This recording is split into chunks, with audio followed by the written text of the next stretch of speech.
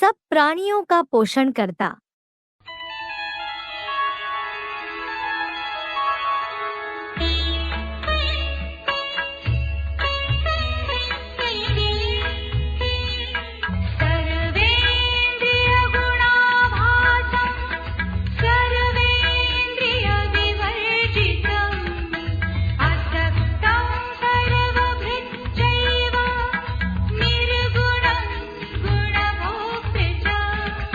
सर्वेंद्रिय गुणाभासम, सब इंद्रिय गुणों का आभास होता है। सर्वेंद्रिय विवर्जितम, सब इंद्रिय विहीन।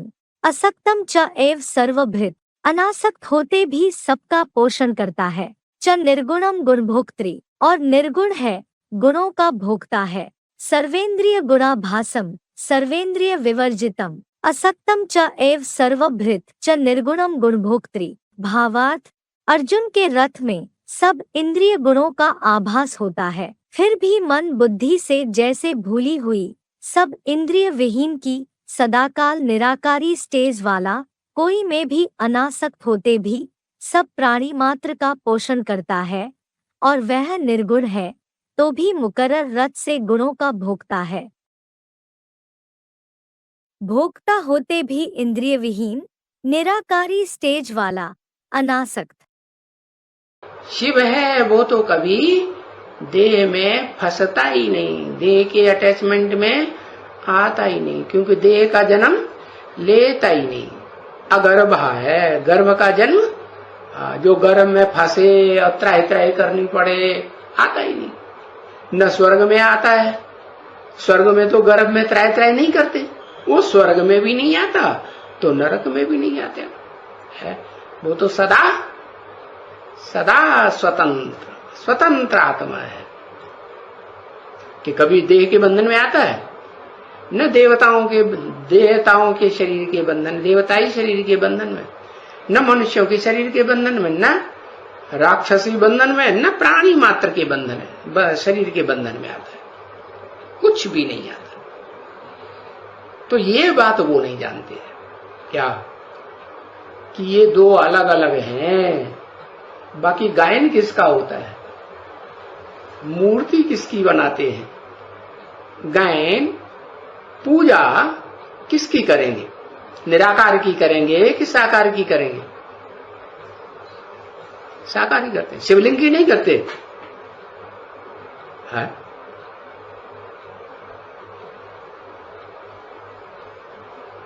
शिवलिंग की पूजा नहीं करते। अरे शिवलिंग जो दिखाया जाता है मंदिरों में, वो आंखों से देखने में आता है कि नहीं? हाँ, तो साकारी हुआ या निराकारी हुआ?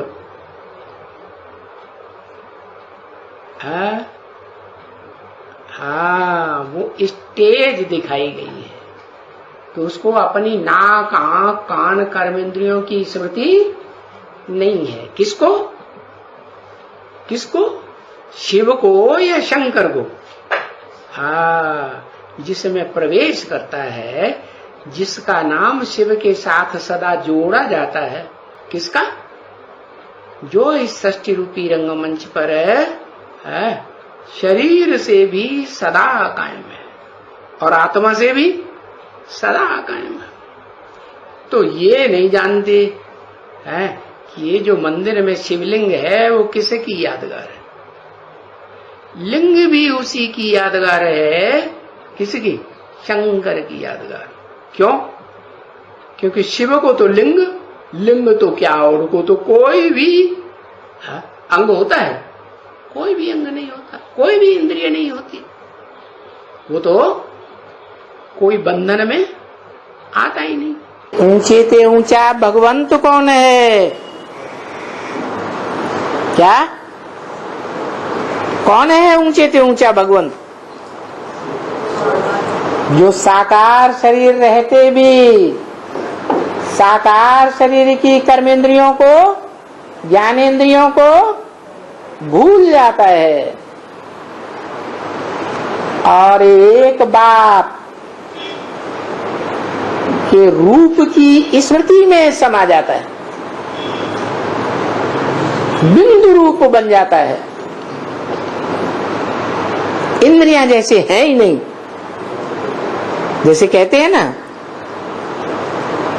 आंखें हैं परंतु देखा ही नहीं, कान है लेकिन सुना ही नहीं, बिनु पग चले सुने बिनु काना, कर बिनु कर्म करे विधि नाना, आनन रहित सकल रस भोगी, बिनु वाणी वक्ता बड़ जोगी। कैसे? आंखें हैं, माना जो लिंग रूप दिखाया है वो साकार है ना, तो उसको आंखें तो होंगी ना। आंखें हैं लेकिन आंखें कोई के रूप में डूबती नहीं है, जैसे देखते हुए भी नहीं देखा। कान है लेकिन कान दुनिया की ग्लानि सुनी जा रही है। क्या? उसका कलंकी धरावतार गाया हुआ है, सारी दुनिया ग्लानि करती है, लेकिन कान ग्लानि सुनते हुए भी जैसे सुनते ही नहीं, कोई असर नहीं पड़ता।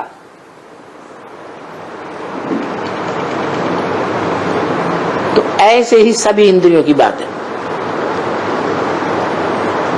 सभी इंद्रियां अपने अपने टाइम पर भले काम करें, लेकिन उन इंद्रियों के रस में कभी नहीं डूबे, कोई असर न पड़े। तो वो ऐसा रूप है, इस संसार में जन्म मरण के चक्र में आने वाली आत्मा, जो किसी के संग के रंग में नहीं आती। और तो चाहे ब्रह्मा हो, चाहे विष्णु हो, चाहे इब्राहिम हो, बुद्ध हो, क्राइस्ट हो, कोई भी महान से महान धर्म पिता हो, इस दुनिया में सब संग के रंग में आकर के डूब जाते। वो एक ही रूप है और वो भी संगम युग में है। उसका कार्य क्या कि साकार शरीर होते हुए भी, साकार कर्मेंद्रियां होते हुए भी, ज्ञानेंद्रियां कर्मेंद्रियां दोनों होते हुए भी, दोनों से काम करते हुए भी उनके संग के रंग में आता नहीं, किसी का प्रभाव पड़ता नहीं। वह निर्गुण है। ब्रह्मा कुमारों ने तो त्रिमूर्ति शिव के ढेर सारे गुण लिख दिए, 32 गुण लिख दिए है। और शास्त्रों में लिखा है वो तो निर्गुण है। क्या? गुण और अवगुण साकार में होते हैं शरीरधारी में, या निराकार में होते हैं? साकार में होते हैं। तो साकार शरीरधारियों में जिसमें वो गुण दिखाए जाते हैं, क्या? जो ब्रह्मा कुमारी विद्यालय में 32 गुण दिखाए गए हैं, वो किसके हैं? वो मूर्तिमान शंकर के हैं, जो शिव समान निराकारी, निर्विकारी, निरहंकारी स्टेज धारण करता है पुरुषार्थ करके, शिव समान बन जाता है। इसलिए सारी दुनिया के नामधारियों में एक ही नाम है जो शिव के साथ शास्त्रों में जोड़ा गया। सब प्राणी मात्र का पोषण करता।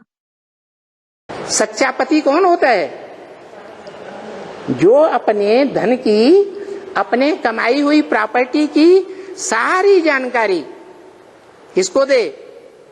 है पत्नी को दे। तब पक्का प्रवृत्ति मार्ग वाली हुआ। पक्का आपका पति है, रक्षक है, क्योंकि अपनी सारी प्रॉपर्टी पहले पहले किसको सौंपता है? परिवार का पोषण करने के लिए किसको? परम ब्रह्म, माता को सौंपता है। तो माता के अंदर उसकी जितनी भी प्रॉपर्टी है निराकारी आत्माओं के बाप की, निराकार आत्माओं का बाप, निराकार बाप, उसकी क्या प्रॉपर्टी है? ज्ञान। निराकार से निराकारी ही वर्षा है ना, वही प्रॉपर्टी है ना। तो सारी प्रॉपर्टी किसको देता है? पहले पहले माता को देता है।